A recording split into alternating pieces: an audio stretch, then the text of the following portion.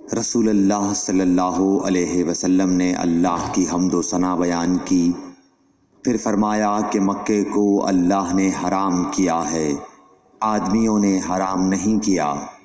تو سن لو کہ کسی شخص کے لیے جو اللہ پر اور یوم آخرت پر ایمان رکھتا ہو، جائز نہیں ہے کہ مکے میں خون ریزی کرے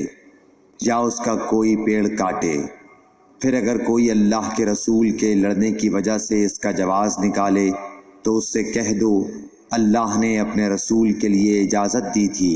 تمہارے لیے نہیں دی، اور مجھے بھی دن کے کچھ لمحوں کے لیے اجازت ملی تھی، آج اس کی حرمت لوٹ آئی جیسی کل تھی، اور حاضر غائب کو یہ بات پہنچا دے۔ رسول اللہ صلی اللہ علیہ وسلم نے فرمایا کہ مجھ پر جھوٹ مت بولو، کیونکہ جو مجھ پر جھوٹ باندھے وہ دوزخ میں داخل ہو۔